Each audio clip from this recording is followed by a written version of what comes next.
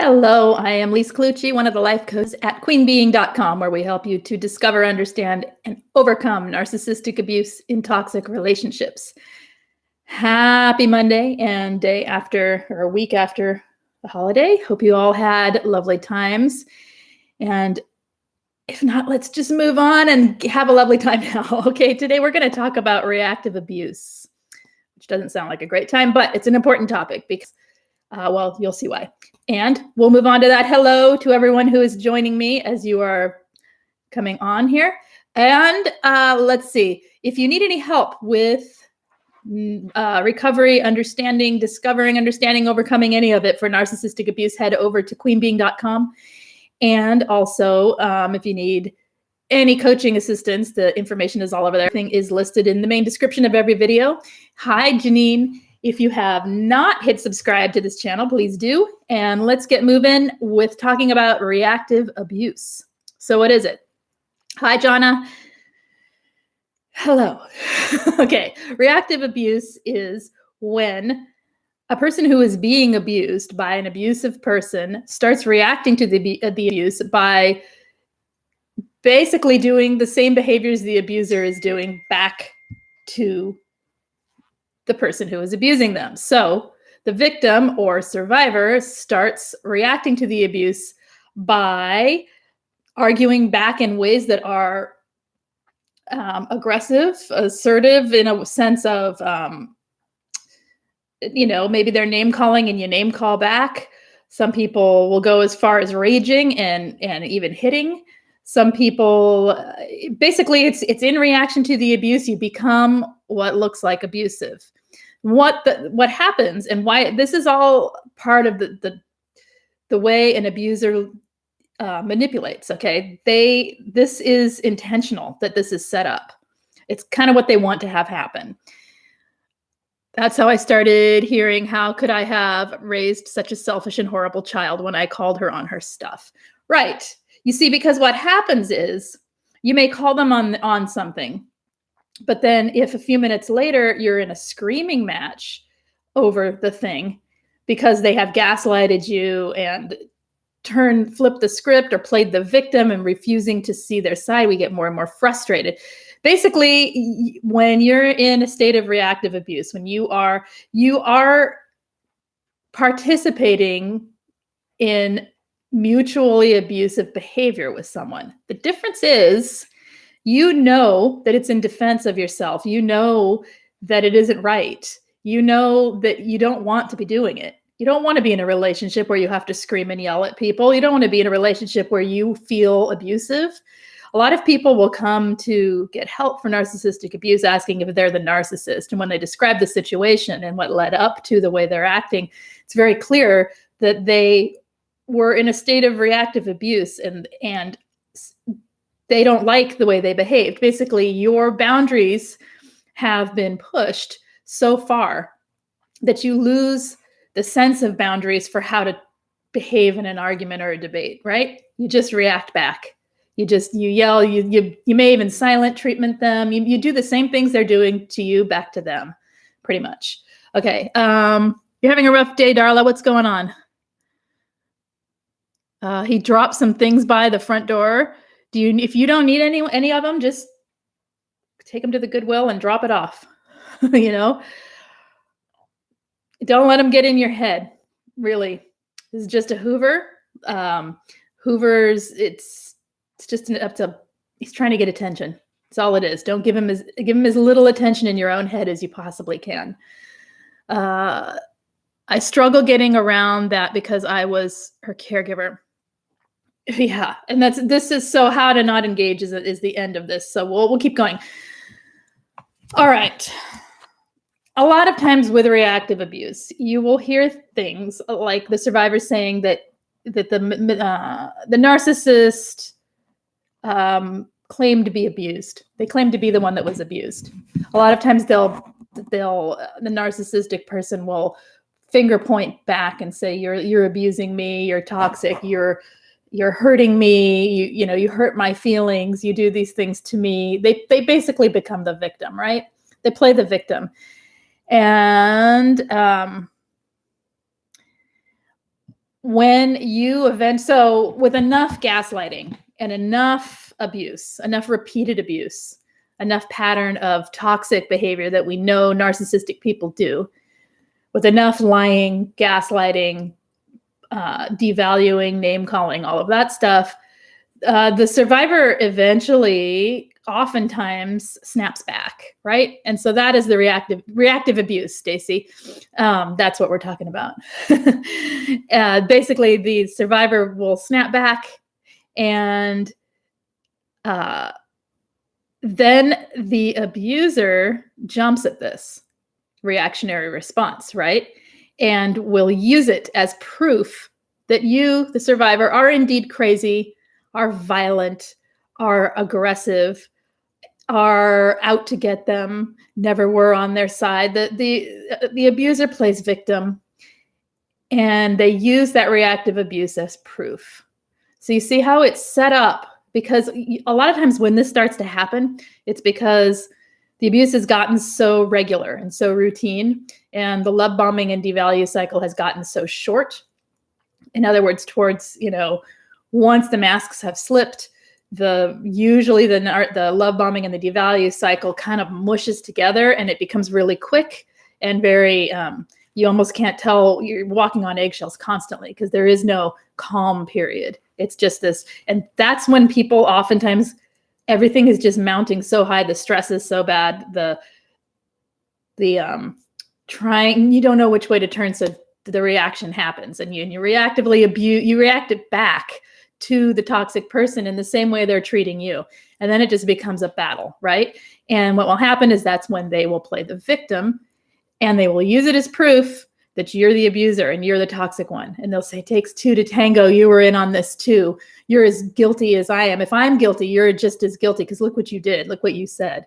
And because you have empathy and you have remorse and you do not wish to be in a relationship where you are treated that way or treating someone else that way, more importantly to most empathic people, not more importantly, but that's how we feel sometimes, you will take it to heart and you will believe that you are the abuser.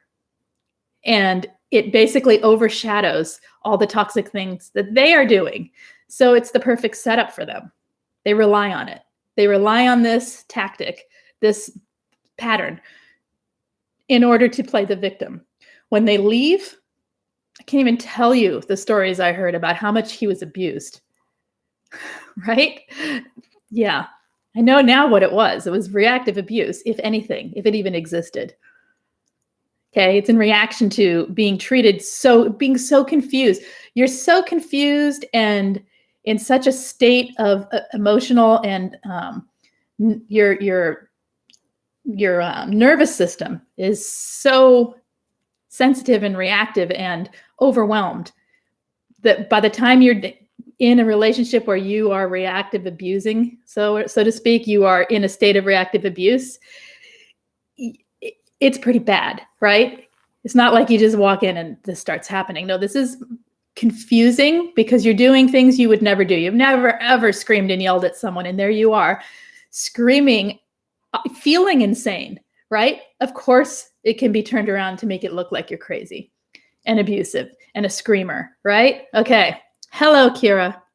So when this happens, usually what happens afterwards, when they are a certain way to us, when the toxic narcissistic person is abusing, afterwards, after the devaluing cycle of whatever they were doing, we tend to want some resolution. We want to talk about it. We want to discuss it. We want to try and make it right and have them understand how we feel. That doesn't necessarily happen the other way around. When they feel attacked by reactive abuse, there is usually zero interest in talk or fixing things. What they want is for you to apologize and admit how wrong you are, or they'll give you the silent treatment. It can be another reason to give you silent treatment. You just screamed at them.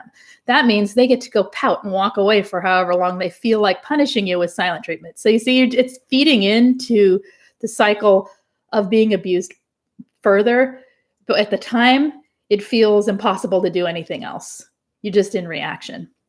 And a lot of people feel really terrible after it gets to this point, because very difficult to reverse it and stop doing this. Okay. But we have to. Okay. Because reactive abuse isn't helping anything. It's not problem solving. It's just adding to the situation. It's not your fault. This is part of how this works. You're literally at your wit's end. Literally. Your boundaries have been pushed so far that you no longer have the self-regulatory boundary of not screaming at someone. And so it's like reining your boundaries back in. Jonna says he would leave. He would do whatever is most torturous to me. Yes. Aren't they fun? Okay. Hey, Katie. Did I say hi, Kira? Hi, Kira and Stacy. Okay, so being pushed past your limits. What did I write here? I think I talked about all that. All right. Anyway, yeah, we've all seen this where they become the victim.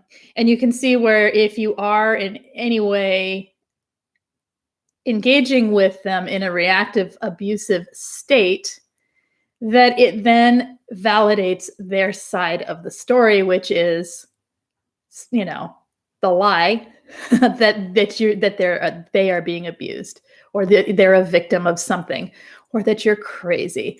Jeannie says, what is the best way to take ownership of my part of the arguments? What is my part? Let's talk about that. It's the same answer as dealing with any abuse from a narcissist, and that is gray rock. If you cannot get away, the number one answer would be no contact, right? That would be do not engage. Do not engage. The number one way to not engage is to not be around them. If you have to be around them, you can leave the situation. You can storm off and walk away. That isn't abusive in this situation because you know what's going to happen. You know that this isn't a person you can rationally have a discussion with.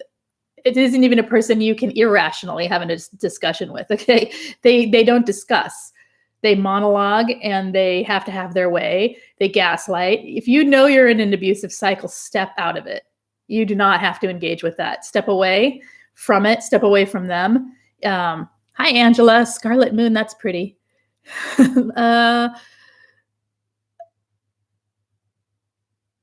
are you saying here? Mo Cowboy says silent treatment often includes leaving too. That means they get to storm out the door. Yes, exactly. And hook up with another trick.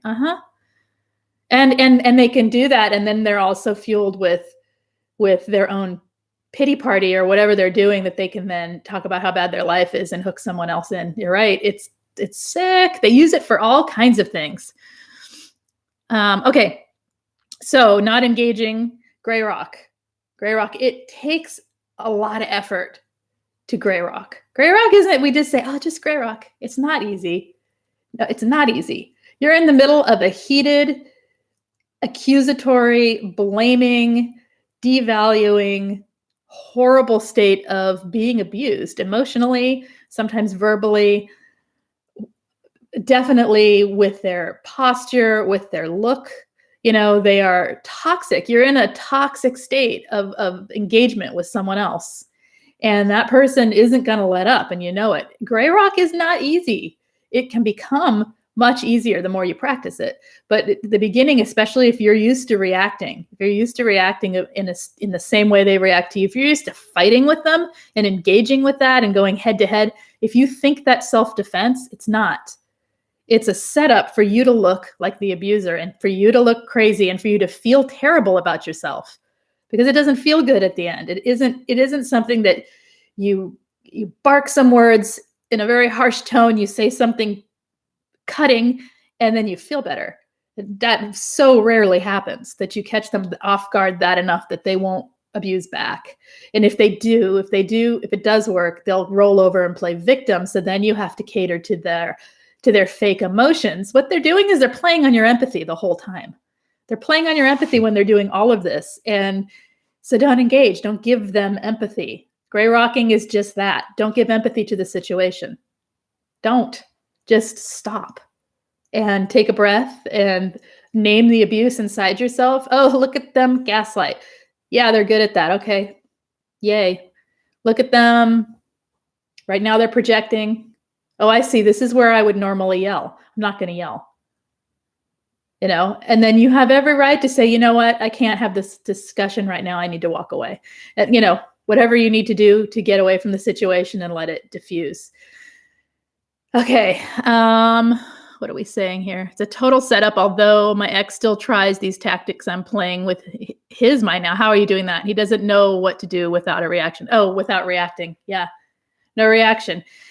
So leaving, going, no contact, gray rocking, seeking support. If you're having trouble with the gray rock and with the getting out of the situation and stepping away from the argument, then talking to a therapist, talking to a coach, being in peer support group can be useful to have some accountability, to have somewhere to vent the argument, to vent what happened, somewhere to discuss what happened, somewhere to see your own side. Your boundaries have been pushed so far. You're no longer using or even in touch with your own boundaries of how to have a constructive argument.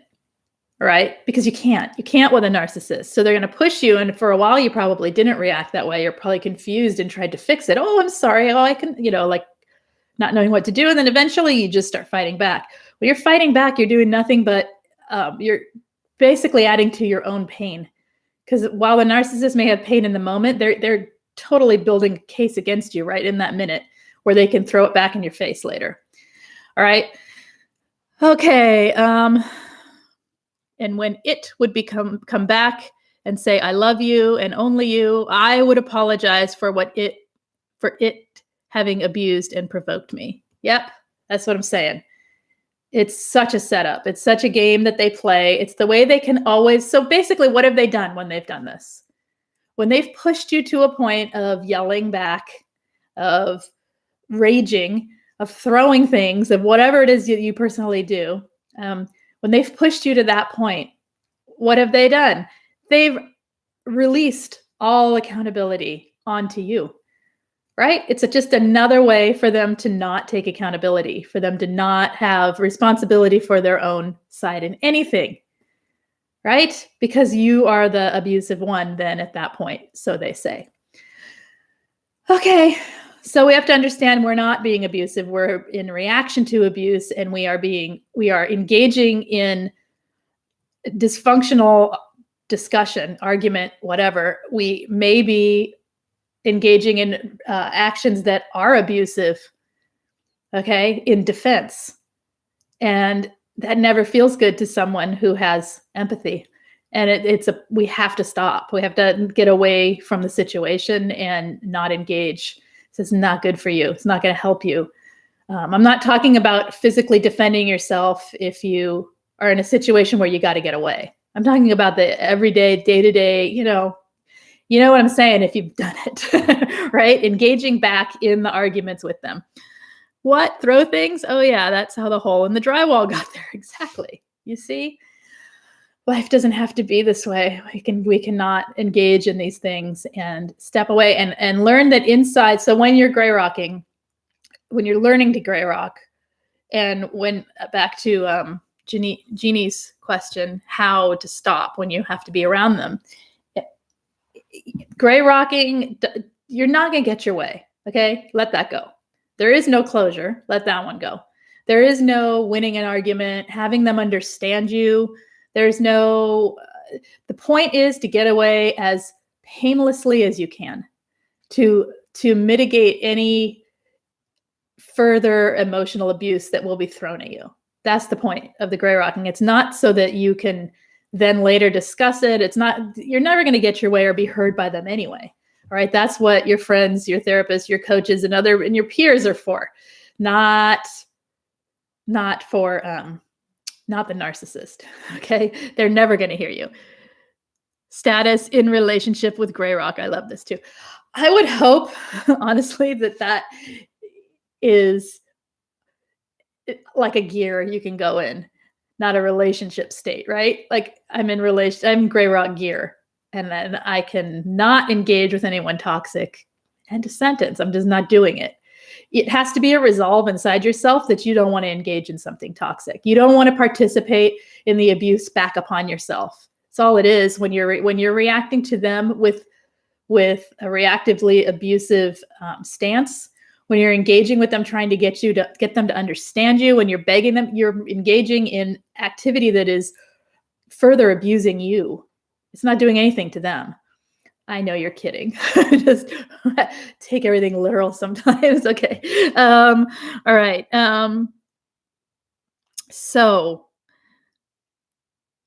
leaving the situation is usually, obviously, the best, and no contact.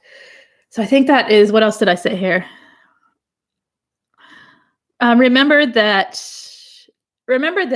what happened, when the reason that you are in this position where you're reacting abusively, where you are in reactive abuse, let's put it that way, when you're feeling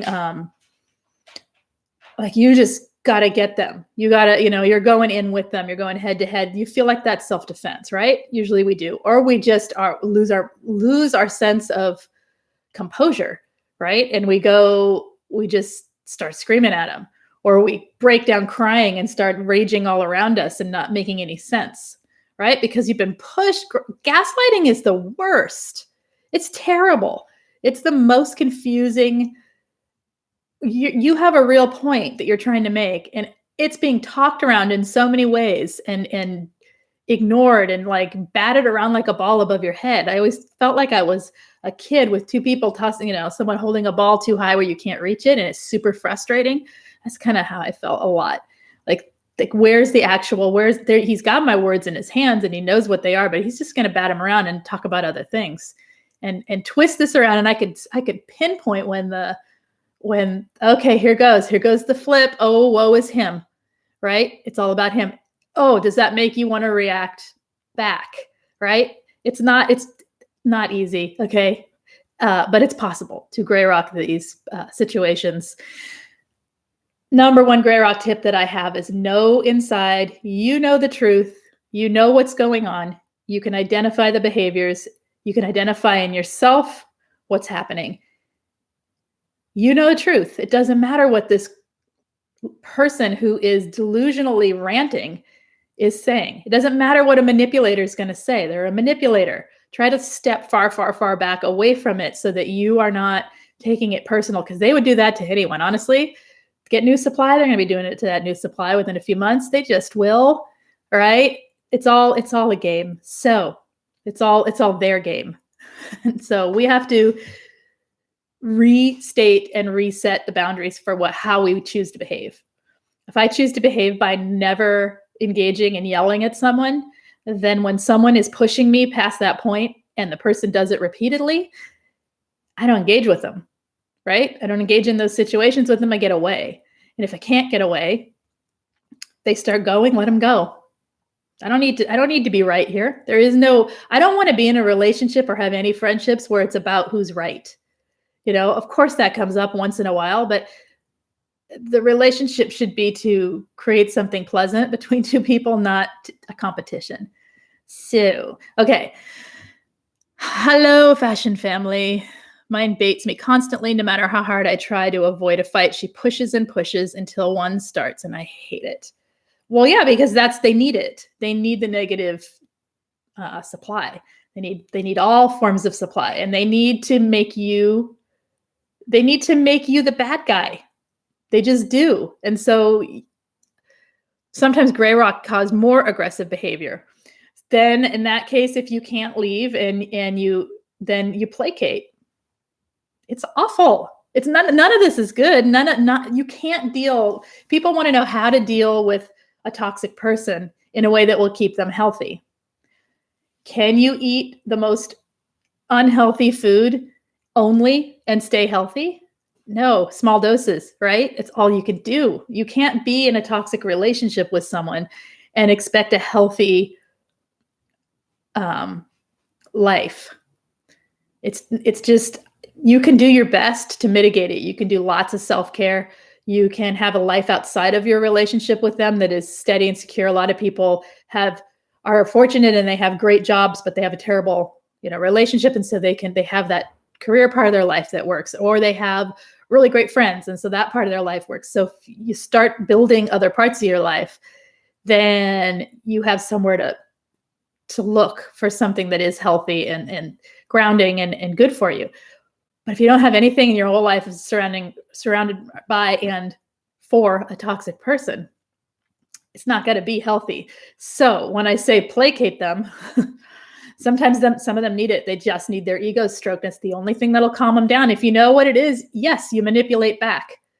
That's what gray rock is, right? In a sense, you're not engaging. Yes, it's manipulating in a sense. I am taking charge of the situation, and I'm not going to allow myself. It's not manipulating in the sense of you're trying to manipulate the other person to abuse them. You're trying to control what you will and won't do and where your boundaries are. So you're trying to manipulate your own response to things. And sometimes that does alter the situation. So, okay. So when we gray rock, it's not a good idea to call them out on their BS. No, I'm not with a narc anymore, but we are still connected due to family mutual friends. Nope, never call them out on it. Just let them spin their wheels. Who cares? Who cares? The thing is, if someone's lying, if someone's manipulating, if someone's gaslighting, nothing they're saying matters. It doesn't matter if they admit the truth. They're not going to admit the truth. And if they do, that's a game too. They're never going to be they're never going to be like people who have empathy and who work on themselves. They do not have the emotional intelligence to do that, nor do they want to. Okay, because this works for them. So there's no point in calling them on anything. You might say, I won't engage with that. That's a lie. I'm not engaging with that. Boom, and walk away. But it's not, there's no real, all you're doing is telling them. Okay. So I wrote mine an entire letter and I so want to read it someday. I have to edit it so that it's not quite as obvious, certain things, but at least snippets of it, because the whole point was there was no point in telling him any of those things. None, not one. My hope was that he had enough intelligence, because I know he's intelligent, to question himself and at least seek, and I knew he couldn't fix himself. I know he can't heal, and I know he'll always be a narcissist, but at least seek enough therapy to know how to manage his life so he gets his supply needs met without engaging with people with children or engaging with women who have high empathy. In other words, find some other narcs, right? Just do it like the healthiest way you possibly. I don't know. I thought anyway, there was no point in saying a darn thing. Just even wording it in their terms, even wording it in terms that they can hear and understand, that aren't finger pointing, that seem fair, that seem logical, that don't seem emotionally driven. Doesn't matter how you word it. They're not going to listen. Okay. Or they're going to point the finger back. They're going to use it they don't have the ability to be self-aware in the same way. They just don't. Because as soon as there's any moment, any hint of self-awareness, they will find someone to blame the situation on. They will find a way to flip it around. They'll say, yeah, but you were the one who was so abusive. I only treated you that way because you blah, blah, blah, because here's the proof with your reactive abuse, you da, da, da. And, they don't say it like that, but when you were the one who would scream at me every night. And then when you think about it, you're like, yeah, I kind of did. I screamed at them every night. Wait a minute. I know why I screamed at them every night, because they provoked me to the point of, like, I don't scream at anyone. Why was I screaming at that person? But the truth is, we can't let go of the fact that we did actually do the screaming, right? Because we know we have accountability. They don't do that. That's not how they think. So telling them what they did is just like so what? Why? This doesn't help. All right. I just went off on that, but okay. When they get you to react, it is almost funny. You can see they are satisfied and they have got exactly. And you have to resist the urge. When gray rock does work, or when placating them does work, because like in a situation, like say at work, if you have a narcissistic boss, you can't gray rock them. You get fired, right? So what do? You make them think they're wonderful and everything that they do is golden, and every idea that you have that they stole is theirs. You let them play. You stay as quiet as you can, as boring as you can, so that you are not their plaything. And hopefully it's shared enough among all the employees so that there is nobody in the spotlight that they're totally abusing, right? So what do? I mean, you can't, in those kind of situations, you can get another job. a lot of people don't want to, and so, or they can't, or whatever, for whatever reason. So that's what I mean. There's no point in, you can't react to it, and you can't let them know what you know about them or what you think, right? It's exhausting no matter how you look at it when you're with someone toxic in any way. It almost makes you laugh because they got you. It does. Yes, they do want to win. Mo Cowboy says, note the look on their face that you could not focus, or when you were actually in meltdown mode. They enjoy what they are doing. They enjoy what they are doing. They enjoy it. They usually get an intense stare at you. Oh, here's another one that they'll do sometimes. They'll provoke you to the point. This is like the ultimate in gaslighting with it. They'll say something, start devaluing you. I'm trying to think of a situation. They basically, if you say something that they don't want to hear, why are you taking so long? Whatever. What's happening? Are you ready to leave? That's a good one. You ready to go? That's all you have to say. Ready to go? And they say, why are you always pushing me? Oh, here we go. And there it goes. And off it goes into their tirade, right? And they're blah, blah, blah, blah, blah. You're da, da, da. I wouldn't be late if I now wasn't so upset. Now look, now we're 20 minutes late because now we're upset. Now we're fighting and blah, blah, blah, blah. And then they make it into this giant fight. Exhausting. Oh my gosh, it's exhausting just thinking about it. So it goes on and on and on and on. And then all of a sudden it's getting personal. And then they flipped it. They're attacking you in verbally, and they're, coming at you. You're this, you're that, you do this, you do that, whatever. And you start reacting back. You're like at your wit's end because all you wanted to do was leave the house, and now you can't. And now you're upset, and your stomach hurts, and you're dizzy, and you don't know what to think. And you react back. You start crying. You start screaming at them. You start whatever, finger pointing, whatever you're doing. You get really intense and blah, blah, blah. And they calm down. And they look at you calm and cool, and they go, wow. Right? Whoa. Okay. Let's find it. There we go. Yeah. They get calm, or that's when they'll play victim. They'll curl in a ball, and they're just like, oh, no, you're sorry. Yeah. That made me so mad. That they just get the calm, like as if nothing happened. They weren't just, and you say, what? What do you mean? Wow. You just started this whole thing was, it's, you're the one that, whatever. And they say, whoa, you really need some help there. You really should get some help for that.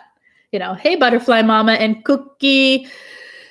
Anyway, so yeah, reactive abuse is not fun. So not engaging is really the only way I can think to start to stop. Does that make sense? Because it's not good for you, right?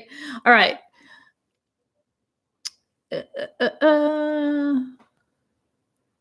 Cookie Monster, Demonster, Cookie. I had an old boss that I would agree with what he told me, and then go do what needed to be done however I saw fit. Right. That's kind of all you can do. Scarlet Moon, I react to his gaslighting tactics just to test his response and called him out.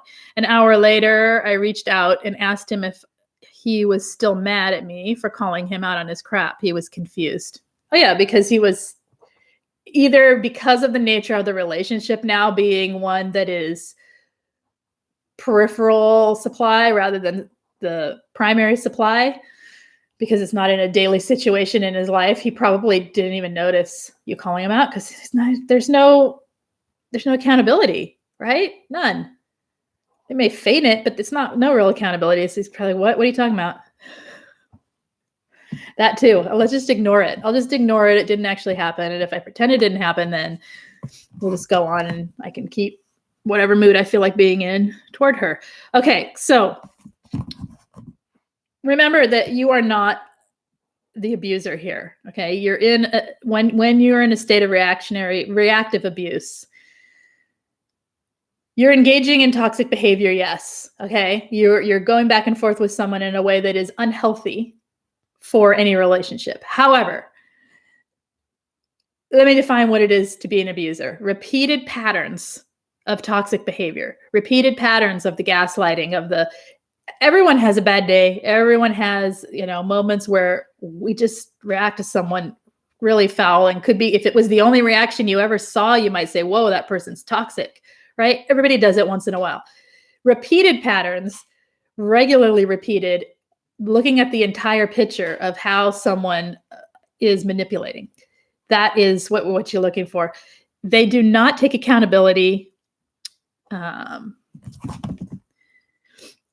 did I write here? Or accept any responsibility for their actions.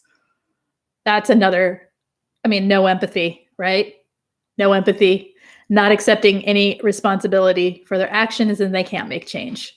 Any change that they make is, I always felt like it was a blanket over the situation, but the blanket was like a pile of bad situation, bad stuff, all his, ways are like piled on a table, and he just throw a blanket over it, pretend it's not there, and act like Prince Charming for however many days he possibly could. But he was on the other end, just pulling that blanket off little by little. And so eventually it would expose all the stuff again. And it just, to me, that was the image that came in my mind of how he would cover up. It was a cover up, right? Okay. No wonder everyone I dated was toxic. Listening to these examples, I realized my dad displayed all of these behaviors. So glad to have separated myself from the attraction to this particular personality type, isn't it? And we think that that's a normal way of engaging and having arguments and having, like, people are supposed to fight. Not like that. People are not supposed to be manipulated into where they can't control themselves anymore and they're in reaction and reactively attacking back. That is not healthy or normal, so to speak. It is not healthy. All right. Resisting being triggered at the moment. Understood. It's the triggering topic because it's number one, it's being pushed to that point has a definite physical sensation. You lose your, when you're in a state where you are reactively, in a state of reactive abuse, when you are raging back at someone, it's not like a conscious moment of your life where you're thinking, I think I will rage now. And then you start raging. Oh yes, this is what it looks like to rage, and you do your thing. No, you are gone, right? You almost black out, don't remember it, gone. You think you're maybe laying in a puddle on the floor crying and, doing whatever you're doing, screaming and yelling, and you're going, how did I get down here? You don't even know, like, it takes over. Because your emotions have maxed out, you're overwhelmed, they've pushed past your boundaries, and you've been provoked highly. So that's why it's important to gray rock and rein it in before you get there, right? Not engaging from the get-go. When you see the gaslighting starting, when you see things that drive you there, not engaging. All right, and getting away from the abuser. You're not the source of abuse, the abuser. Yes. That kind of goes toward how they steal identity and make you look like the abuser and them the victim. Switch-a-roo. That's right. That's exactly what they're doing. And then they prove it. And guess what they do? Guess how they rein in new supply?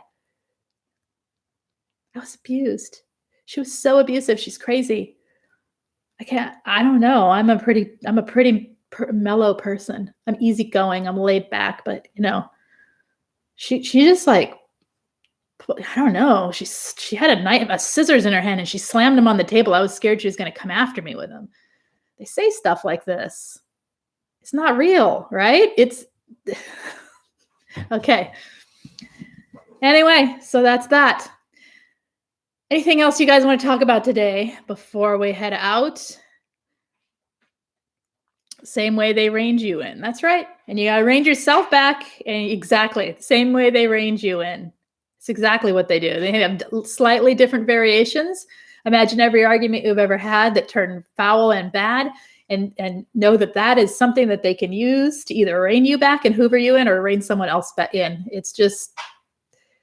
They love these situations. They love it when you react, react in a way that looks abusive.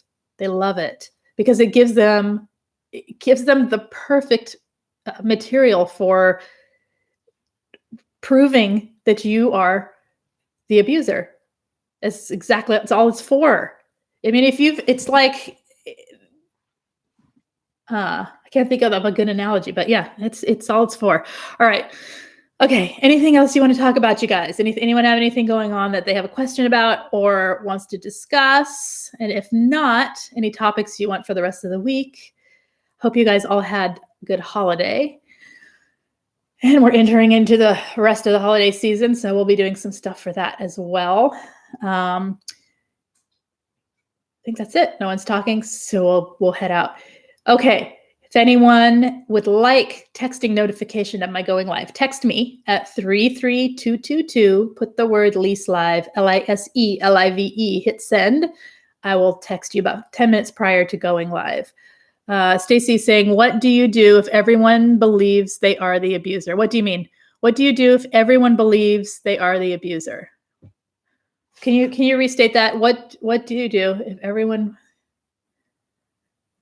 if everyone believes who is the abuser? Oh, wait. I'm not understanding the way it's worded right now. Likely it's my head. Oh, I like how those, sorry, victim. What do you do if everyone believes they are the victim? Okay, I thought that was, I'm like, then you celebrate. What do you do if everyone believes the narcissist is the victim? You can't do anything about other people's, can't control people's thoughts, right? You can't control what they think or see. You can only control the behaviors that you have and let them. I mean, sometimes I think you just got to let people be. I mean, arguing your point, keeping keeping it going often makes it worse. It's the same with a smear campaign, right? You can, if someone confronts you and asks you about it, you can say things, the same thing you'd say in a smear campaign. If you know me, you know the truth. If you know me, you know the truth. And that's it. Simple, short, to the point. And then you can say, I don't wish to talk about this topic. This isn't a healthy topic to discuss, or however you want to word it. You know, this topic right now is off limits, whatever. And you don't have to engage in a conversation about it with anyone. What do? If you assume that they think it's the victim, you just let it be and know that you can't know what people's thoughts are. And you may be assuming incorrectly, right? If they are speaking to you about it, like I said, you don't have to say a whole lot. You can say you don't know the whole of the situation. That's another one. That's it. But having a conversation about it, and when they want to, because people love that kind of stuff, right? Oh, let's talk about it. You can say, you know what, this isn't a topic I care to discuss right now, or this isn't it's not a topic for this time. Bye-bye, no more. Okay.